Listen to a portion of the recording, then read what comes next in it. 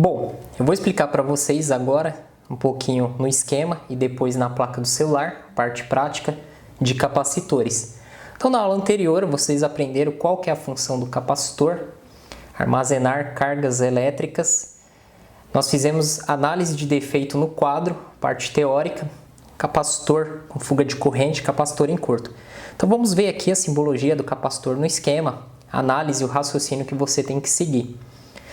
Eu quero mostrar para vocês aqui, nessa parte do manual de serviço que eu estou aberto aqui, ele tem a parte do troubleshot.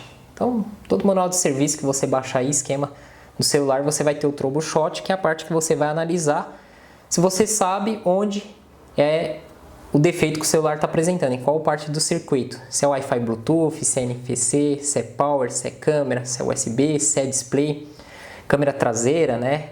Câmera frontal, existe uma diferença, se é áudio, se é o transceiver, se é a placa, parte do DC-DC block, enfim. Então aqui ele tem aí mostrando para você a parte do troubleshot, que fica mais fácil. É aí que você começa a fazer a análise, né? Seguir a linha de mais B, terra, testar os componentes, ok?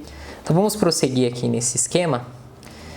Então olha só, logo aqui que começa o troubleshot, para checar aí os blocos. Ele tem aqui do lado esquerdo, em inglês, se você tem dificuldade do inglês, traduza, né, essas partes aqui.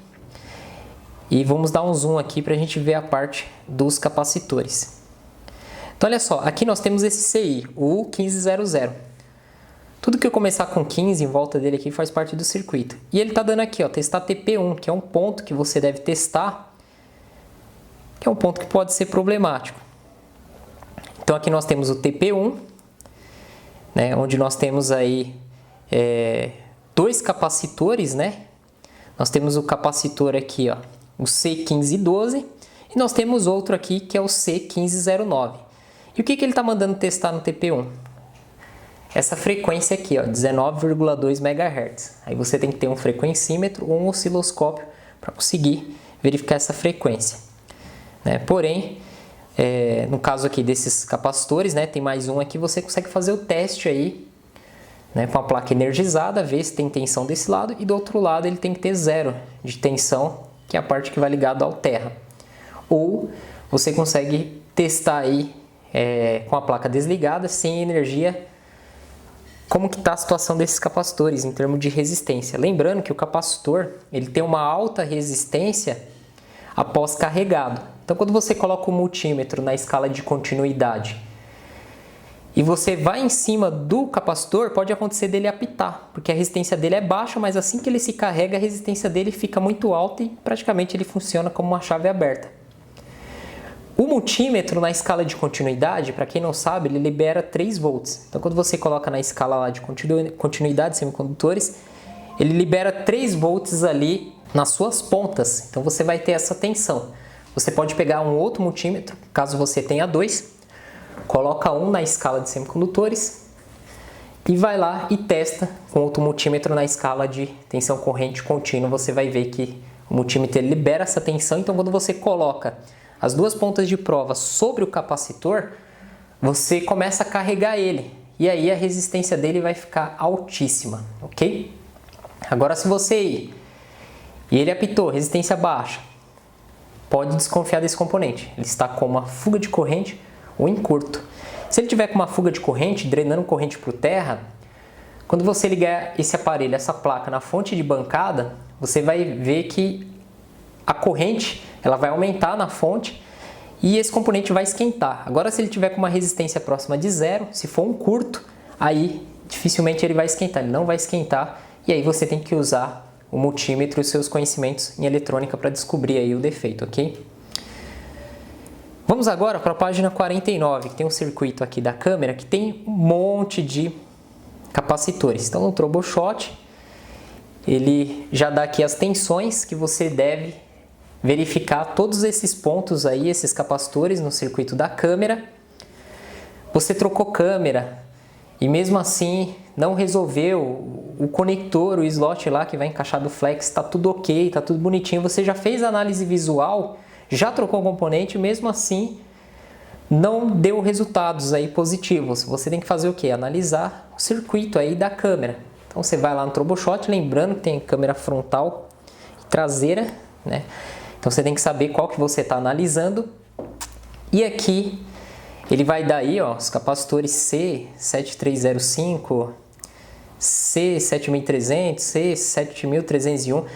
E o legal é que ele está dando a capacitância e a quantidade de carga elétrica que ele armazena. Então, a capacitância ela vai representar a quantidade de carga elétrica que esse capacitor ele vai armazenar.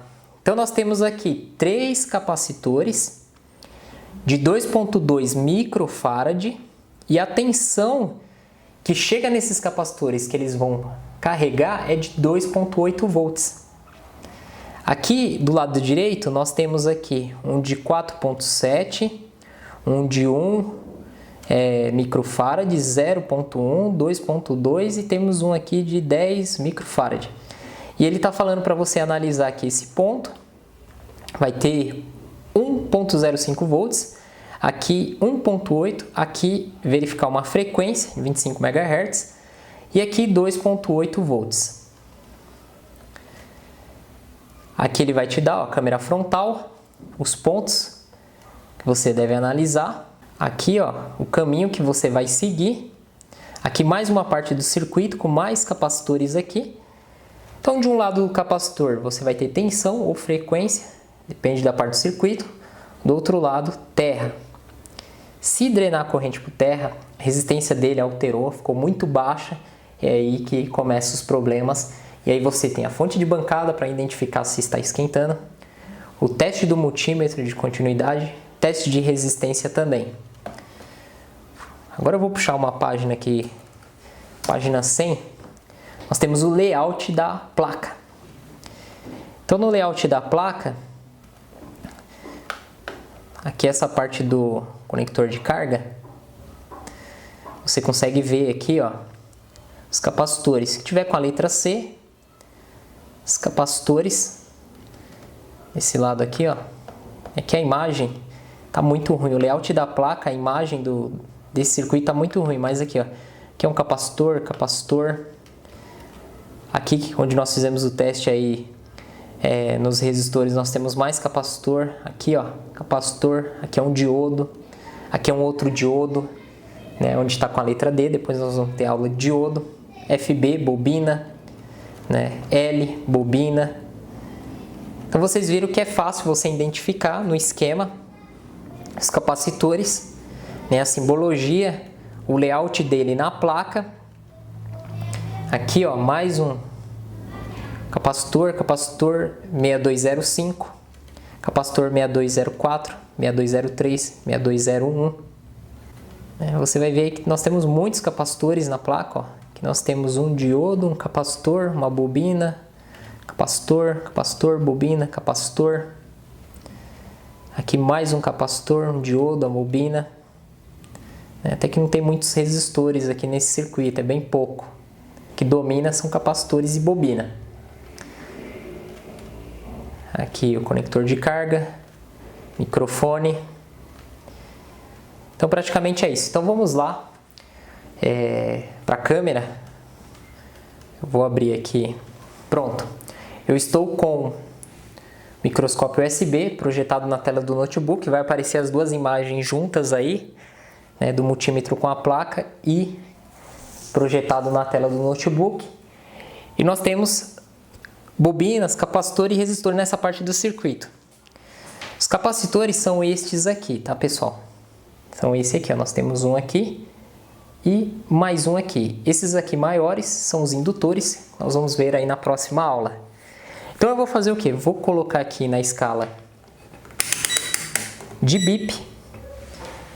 Ao encostar uma ponta na outra, ele vai apitar. Coloco a ponta preta em um ponto de terra. Será que aqui é terra? É só vir aqui em outro ponto, ó. Então aqui é terra. E eu vou fazer o quê? Com a ponta vermelha, eu vou em um lado do capacitor. Então observe, desse lado ele deu uma resistência aí de 102 ohms, 102.5 ohms. Do outro lado, a resistência é 0,4 ohms, uma resistência muito baixa. Tá vendo? Desse lado ele deu uma resistência e aqui, então esse é um capacitor. Ah, será que esse aqui é capacitor? Ó, quando você vem com a ponta de um lado, você vai ter uma resistência alta, do outro lado a mesma resistência. Então isso aqui é uma bobina, tá? Os capacitores, eles vão apitar sempre de um lado quando você está com a ponta preta na referência que é o terra. Nós temos outro aqui, ó. Esse lado negativo e o outro lado positivo. O teste sobre o componente, olha só a resistência que ele vai dar. Tá vendo? O problema é se ele der uma resistência próxima de zero ou ele apitar. Aqui tem que tomar cuidado que essa ponta do multímetro é grossa, acaba encostando em outros componentes. Então praticamente é isso, ó. Sem olhar no esquema, vamos encontrar aqui mais capacitores. Então vou colocar minha ponta preta na referência que é o terra. E com a ponta vermelha eu vou vir aqui, ó. Então esse componente aqui, ó, encostei de um lado, não deu nada, do outro lado nada, resistência altíssima. Com certeza isso aqui é um indutor. Aqui do lado, será que é um capacitor isso aqui? Ó, esse aqui é um capacitor. Desse lado, ó, resistência altíssima. Do outro lado, ele apitou. E esse aqui, de um lado resistência altíssima, do outro lado apitou. Então assim que você identifica os capacitores. Se você colocar energia nessa placa, você veio aqui, ó, e alimentou a placa, né? Você colocou lá na fonte. Positivo e negativo aqui, ó. Alimentou ela com 4,5 volts, você consegue verificar as tensões que tem. Mas tem que ver se a placa está ligando, também as condições. Se ela liga, através do consumo de corrente, você já sabe se tem alguma coisa drenando corrente, alguma coisa com fuga de corrente. Aí no caso você vai colocar o multímetro aqui, ó, nessa escala aqui, ó, tensão de corrente contínua. A gente vai medir as tensões. Aqui, ó, aqui tensão de corrente contínua, estava errado. Aqui já é resistência. Então eu posso vir aqui, ó, isso aqui é um capacitor, e verificar a resistência dele, ó. Então se ele der uma resistência muito baixa, olha lá, ó, mega ohms, tá vendo? Deu uma resistência altíssima que o multímetro nem conseguiu fazer a leitura. Lembrando que ele vai ter uma resistência alta após carregado. Então o teste que a gente faz aqui, ó, de semicondutores, né, libera 3 volts aqui nas pontas. Esse multímetro é separado, a escala de BIP e semicondutores. Tem multímetros que as duas escalam em um só. Libera os 3 volts aqui e quando você vai fazer o teste aqui na placa, ele vai carregar e aí ele vai ficar com uma resistência altíssima. Se não acontecer isso, ele está com problema. E se ele estiver drenando corrente para o terra em curto, a fonte de bancada ela vai acusar isso. Por isso, antes de você abrir o celular, você vai fazer o quê? Primeiro, coloque ele na fonte de bancada. Primeira coisa que você tem que fazer, observe o consumo dele. Ah, esse aparelho não liga. Ah, ele ligou e já está acusando curto. Ah, o aparelho não liga. Ou o consumo na fonte de bancada deu 0,0 alguma coisa. Opa! Pode ser software, tenta dar um hard reset. Se for LG, coloca o Gig no USB, compra o Gig lá no Mercado Livre, baratinho. Samsung tem o Gig também. O Gig, você colocou ele, entrou em modo de download, opa, esse aparelho celular pode estar com problema no botão Power. Aí você vai lá, você testa a resistência do botão Power. Ao pressionar o botão Power tem que dar uma resistência baixa.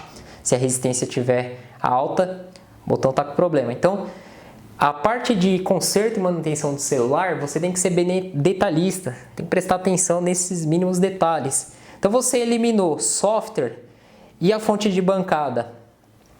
Ela acusou algum curto, uma fuga de corrente, maravilha. Aí vamos abrir esse aparelho celular, todo cuidado. Aí começa a fazer essa análise aqui que eu expliquei para vocês. Vai lá no troubleshoot, se você tem noção mais ou menos em qual parte do circuito está dando problema, vai lá no troubleshoot. Beleza, pessoal? Então é isso aí, até a próxima aula.